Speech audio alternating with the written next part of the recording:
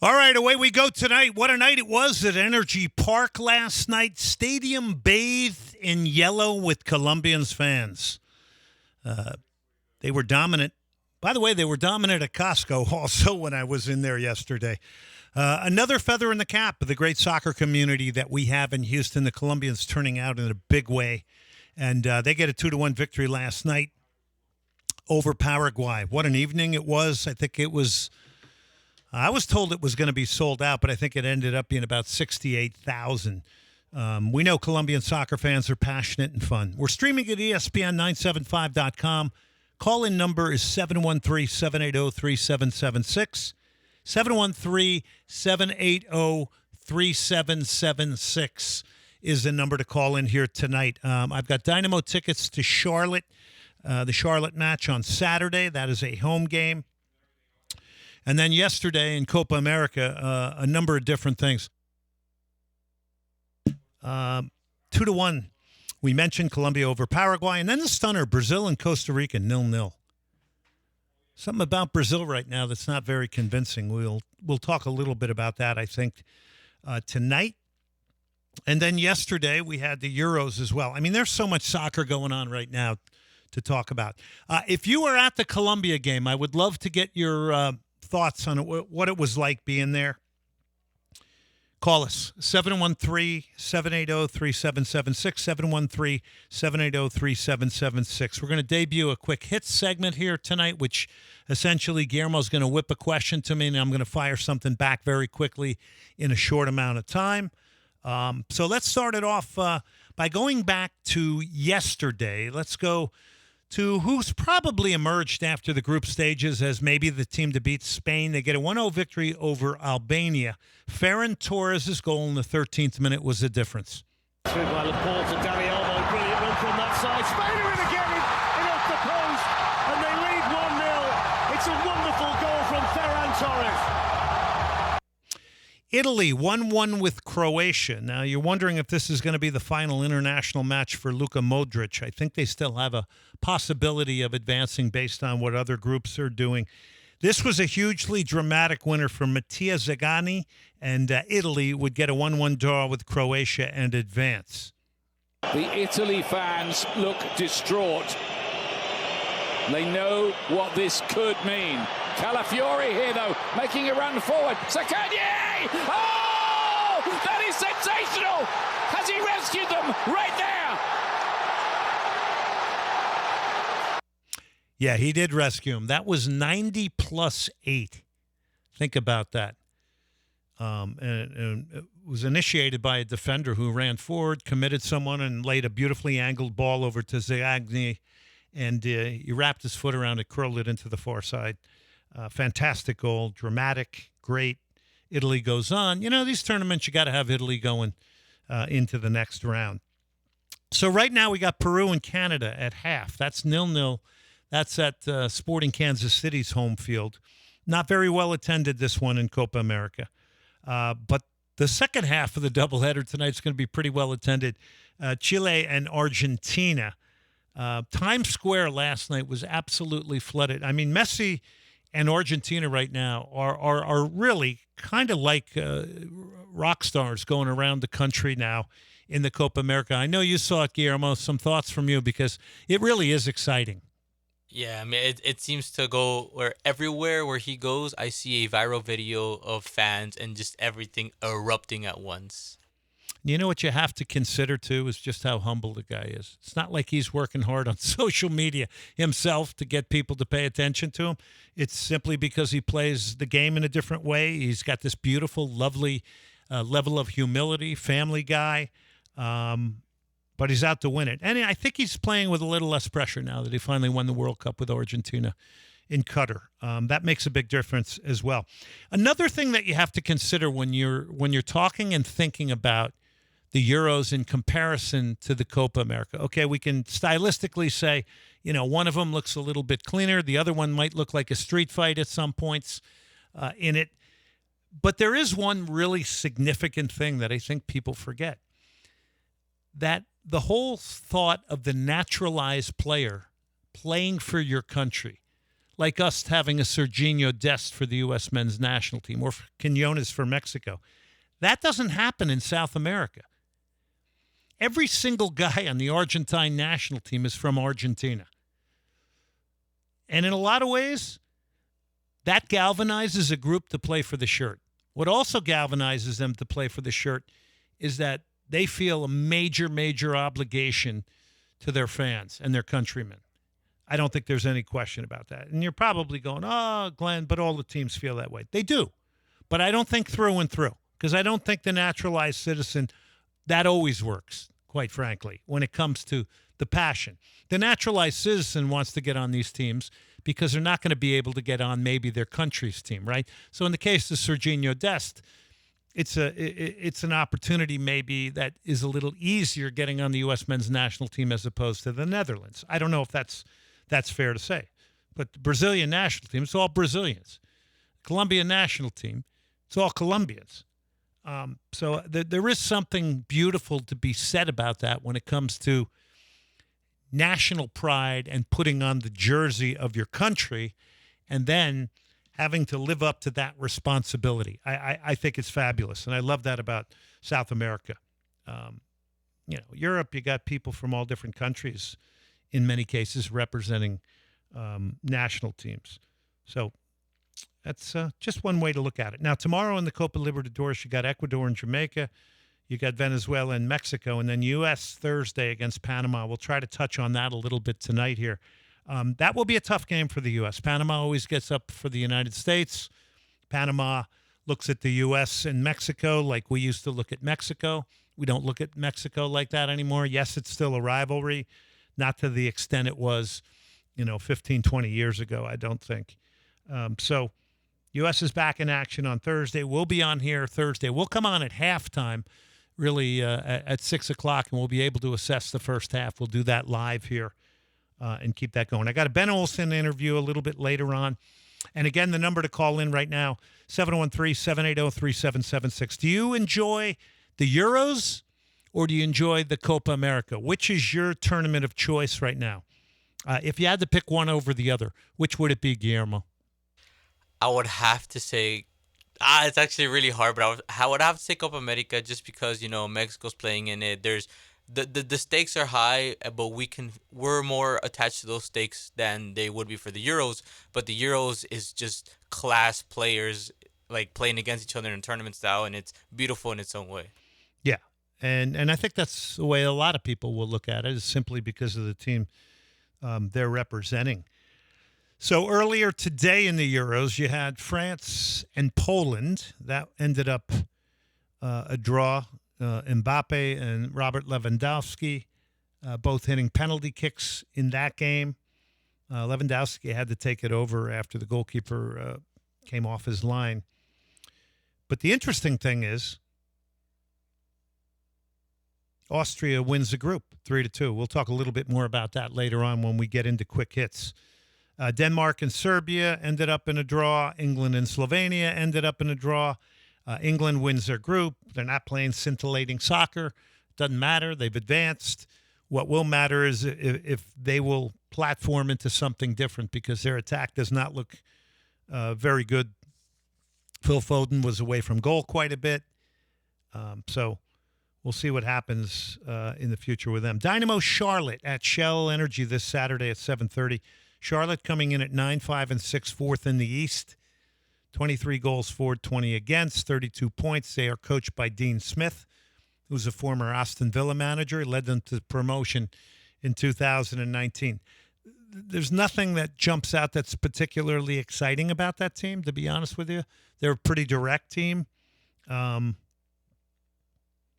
really jumping out to me about Charlotte, except for the fact that they're getting results, 9-5-6. Dynamo are 7-6-6, seventh place, 27 points, 26 goals for, 23 goals against. A big concern, I think, is in second half of games. The Dynamo have conceded 16 of their 22 goals. So what is that? And I will ask Ben Olsen what he thinks that is tonight in our interview, which will run in the third and final segment. So there you go. Big thing there was Sebas Ferreira hitting for a hat trick at DC United. Now, a couple of things, though, I would quickly say about that. You know what? We'll save that. We'll save that for the next segment. Yeah, I think we'll save that for the next segment. We'll go a little bit more into what happened at DC United and where everything was there. So we'll do a little more Dynamo talk in the next segment. Plus, we'll hit the quick hits. Let's go to last night. 68,000 people, Energy Stadium in Houston, showing off our great soccer community. Colombia beating Paraguay 2-1. Jefferson Lerma got the game winner in the 42nd minute. Ahora sí, Jaime con el centro. Y así la practicada. Gol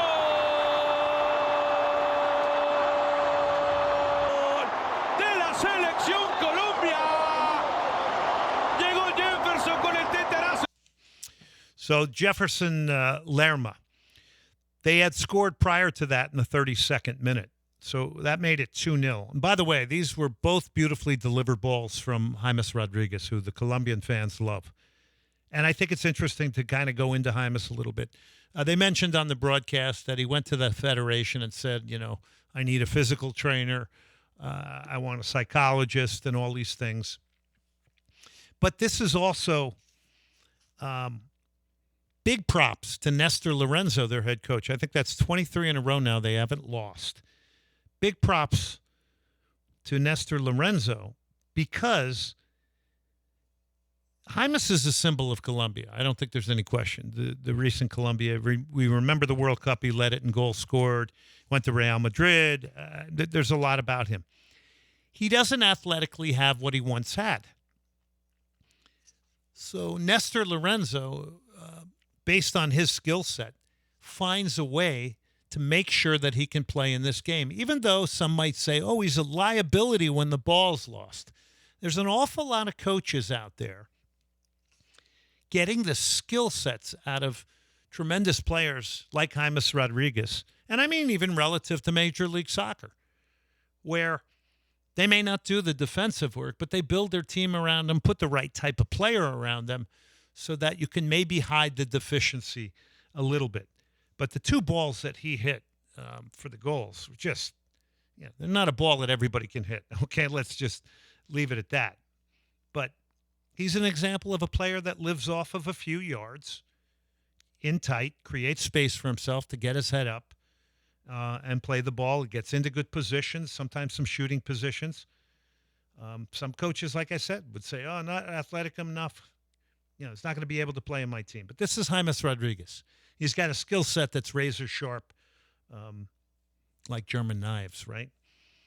But South American coaches, they know how to utilize a skill set, and maybe they seem to appreciate that a little bit more.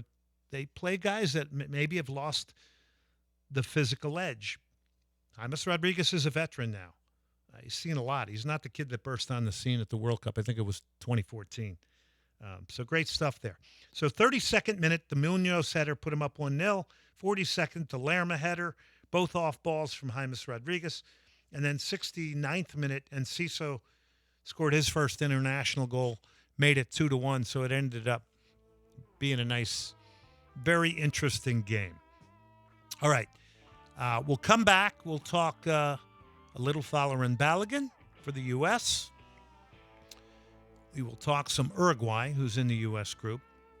Might even relive the prior game in the Copa at Energy where Gerardo Arteaga scored for Mexico against Jamaica. We'll do quick hits in that segment, and then we'll get into some Houston Dynamo. So we got a lot to get into segment number 2 before we bring on the head coach, Ben Olsen. A couple of words here quickly here. Soccer Matters, ESPN 97.5, presented by John Daspit and the Daspit Law Firm. The Daspit Law Firm has gotten soccer on the radio here. 713-780-3776 is our number to call in. Daspit Law Firm at 713-CALL-NOW, or you go to daspitlaw.com. This is Leonard Skinnard. I need you. You're listening to Soccer Matters on ESPN 97.5. And on ESPN 92.5. Brought to you by the Daspit Law Firm. From the Veritex Community Bank Studios, here's Glenn Davis. Romo por donde Jorge Sánchez levanta la cabeza y está el Memote que va muy bien por arriba. Memote no alcanzó a llegar. Romo la tiene. Tocó abajo para Arteaga.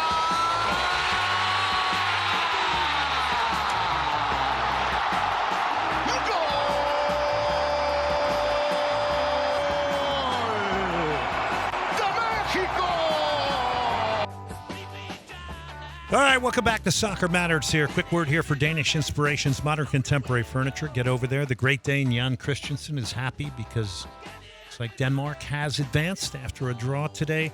DanishInspirations.com. LamontBrands.com for your Soccer Matters t-shirts and hats to benefit the Snowdrop Foundation 501c charity for pediatric cancer. Great places to watch the Euros and the Copa America.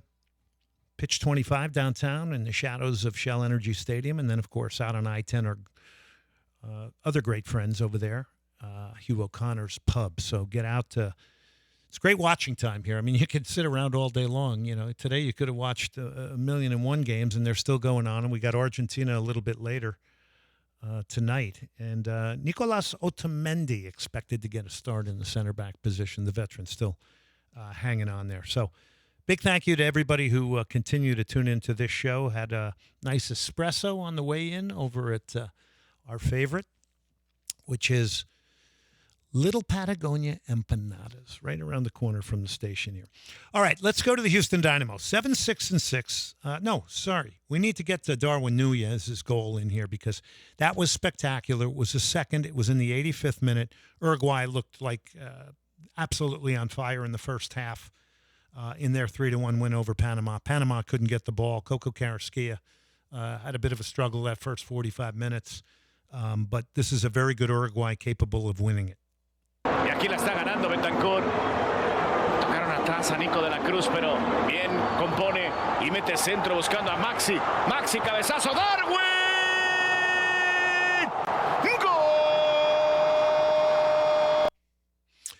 U.S. got a 2-0 victory over Bolivia. I think there's a lot of interesting chatter going on around the U.S. national team and Mexico when it comes to those two CONCACAF teams.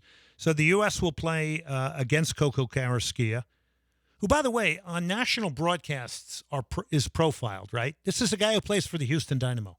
He's profiled. He's the man that they're looking at on the Panamanian national team. Now think about that. And he barely scratches the surface here in Houston. Okay, so there's a lot to be learned. But, you know, this summer, we've heard the Dynamo were thinking about making two changes when it comes to people leaving. He could be one of them. I would have to think Sebas Ferreira is, despite the hat trick, but we'll talk about that a little bit more in the minute here. Christian Pulisic clearly is the number one player for the U.S. right now. Good to see Tyler Adams back in the lineup. Those are the two real leaders of this team. Need to be more from Gio Reyna. But let's go to Follerin Balogun at the number 9 position. Scored the second goal in the 44th minute against Bolivia in a 2-0 win. Pulisic calling for it, able to turn on it. Pulisic on the run. Pulisic with options either side. Here's Balogun now. Balogun on the deck, and it's in! Balogun scores, and the U.S. doubles their lead. Number 9 position is still one a real point of contention. It looks like Balogun right now is edging out in front of all the others, Ricardo Pepi, Josh Sargent. So we'll see. I would assume he's going to get after scoring a goal in the start against Panama, no question. All right, the Houston Dynamo, big points and a big win, 4 straight games. Make that 5, I think, with multi-goals. One thing that everybody forgets here, in this game at 1-0, DC leading, Steve Clark made a huge save in the 48th minute. Huge. That would have made it 2-0 DC. That's all I'm saying. 66th minute, Christian Benteke sent off. Sebas had a hat trick in this. Amin Bassi did a great thing to give him the penalty kick. And now you got a champagne problem, maybe, with Ezequiel Ponce coming here, because my gut tells me the Dynamo want to move Sebas Ferreira. And if he gets a couple of games, scores some goals, is in the shop window, it could be a good thing. You can't have 2 DPs in the number 9 position that aren't playing. A DP has to play. I don't think these two guys can play together. I don't see Ben Olsen going to a 4-4-2. They're very similar type strikers. But what do I know? Maybe something different there. I don't know. I was happy for Sebas Ferreira. I loved what Amin Bassi did. Brad Smith got 2 late assists to Sebas, and Gabe Siegel came in. But the big key here also that has to be factored in that nobody even talked about, including on the broadcast. When Lucas Bartlett went out injured, the center back for DC United, who came on? A 17-year-old kid named Makai Akinboni. And boy, did he had a nightmare. It was too much for him. I felt sad for him. It was a rough night. He came on. He conceded the penalty. Sebas hit it. Then twice he couldn't get close to Sebas and block shots. And then he got sent off, by the way. It was rough on a 17-year-old kid. So you're having to help that kid off the ledge. You got to be building him up right now if you're DC United.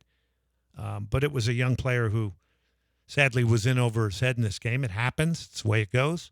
And you hope he can bounce back. But the Dynamo did abuse an inexperienced center back, specifically Sebas. So you have to see that. Fourth in the East is going to be a bigger test this Saturday. By the way, how bad was that field in D.C.? I mean, honestly, how is that showing you care about the game and the authenticity of the game? To have a field that is that chewed up and just, I don't know, it's disrespectful, I think, to the players. I think it's disrespectful to the fans. I think it's definitely, it's like not taking care of your home and your neighborhood. What does it show? It says something about you.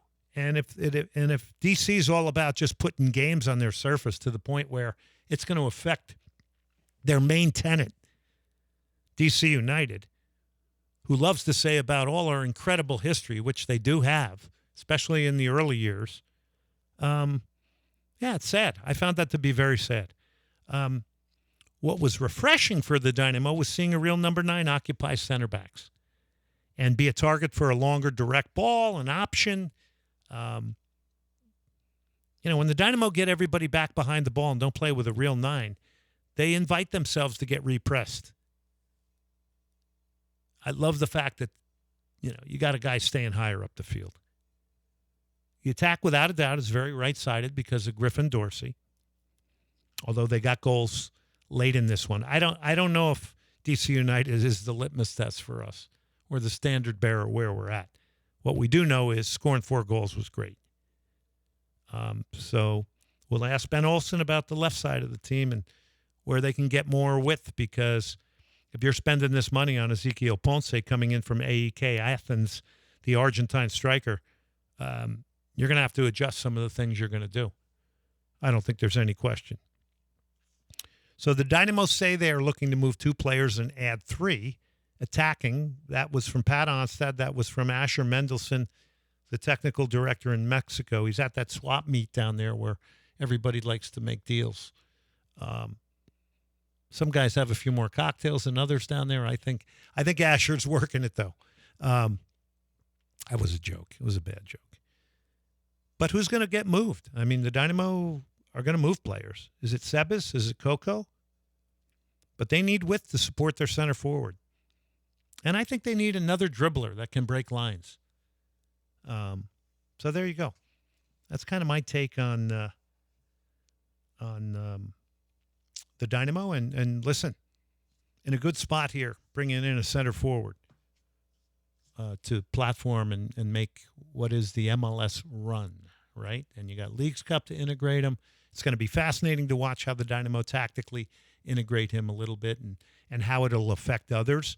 And you need that kind of locker room guy now to really give the team a spike. It could be a real emotional and mental spike for the Dynamo. But the second half, the team does seem to fade. Not in the DC game. I think Hector Herrera silently had a good game. Just kept linking everybody. It looked very easy for him in that game. He was just linking everybody. All right, 713-780-3776. Why don't we do some quick hits, Guillermo? You got something for me? Yeah, I got 5 questions in no particular order. Here we go. Are you ready, Glenn? I'm ready. Let's do it. So the question number 1 is, who is the biggest surprise of the Euros so far? Oh, for me, that's easy. It's Austria right now. Ralph Ragnick is the head coach. They win their group over the Netherlands and France. They won 3-2 today against the Dutch. Marcel Sabitzer's leading that team. But Ralph Ragnick, we remember, had a bit of a hard time at Manchester United, right? Used to be the Leipzig coach. Working wonders right now for Austria. We'll see what they do in the next round. But that's the big surprise to me. Okay, now what do you think of what former U.S. star Landon Donovan's commentary over the Euros was? Ooh, that's a good one. You know what? I'll tell you why I like Landon, because Landon is economical with words. What I also have noticed about Landon is now that he's coached, he's a better color commentator. He's a better analyst. So he's pulling some things out of coaching, which I know very well because when I was a youth coach, you have to bring out coaching points. You have to be very clear with your words. I like broadcasts that aren't a tsunami of rhetoric and words and palabras, right? I don't like that. I don't enjoy that kind of, because it becomes white noise. Yeah, the tactical talk is always the best talk. On to the next question. Whose impact is bigger right now? Leo Messi in soccer or Caitlin Clark in women's basketball? Love it. Both of them have a huge impact. I mean, let's face it. That's a hard one for me. I mean, one's a veteran. We've mentioned that on the show a lot. One's a veteran. I mean, he's got Times Square packed with Argentine fans and soccer fans all over the world. We got people wearing Argentina jerseys that have never set foot in Argentina, might even not be able to find it on a map. Caitlin Clark's numbers are unbelievable. Everybody can say it's about them. It's about one woman. She's handling it beautifully. She's selling out arenas. She's bringing so many eyeballs to the sport, and she's doing it very elegantly and wonderfully as a wordsmith in post-match, press conferences. She's engaging everybody. She's making everybody a part of it. I hope people follow her lead because she is trying to grow the WNBA and women's basketball. Yeah, they're both making a big impact here on the States regarding to their sports. But on to a big topic in the Euros. What happened to England? Are they overrated? Ended up drawing today after all the conversations. What do you think, Glenn? All right, the three Lions, right? They've been kind of the three pussycats in these first games. But you know what? That doesn't matter because you've advanced. And we know the talent that they do have. I think there's a couple things here to look at. And I may be way off. And listen, no tournament is good without England. I mean, their fans today were unbelievable. I mean, to hear them. Not the guys who probably are in a fist fight right now after getting liquored up, but the ones that were chanting and singing. It's great. They have not been dangerous. They don't seem to have their attack sorted out. The only thing I can say to this really quickly is that, when they're on their teams, Phil Foden is surrounded by some unbelievable talent, right? Not that these guys are not all incredible, talented footballers. They are. Every guy on this team is exceptional. But I just think when it comes together with England, it might be a little different. And how many games, it might be a little different for Phil Foden to be a game changer on England than it is for Manchester City. Yeah, I mean, given their talent, it's kind of hard to watch that full-time whistle blow with the scoreline. But on to the next question. My favorite question is, following the 1-0 victory for Mexico after Edson Alvarez gets subbed off because of injury, what do you see Mexico in right now? What kind of position are they in for the Copa America? Transition. If they get to the next round, this is good.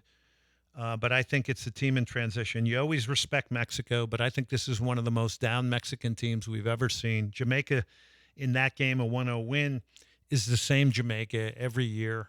Athletically will be a challenge, but they don't ever seem to change. Mexico, this is transitional right now, and unfortunately for them, they're making the transition in a very prestigious tournament, the Copa America, under their manager, Jaime Lozano. Plus, they lose Edson Alvarez. That's a huge, huge blow. That's your real leader, especially after you move the likes of Memo Rodriguez, Chucky Lozano, and some of the veterans out of there, Henry Martin.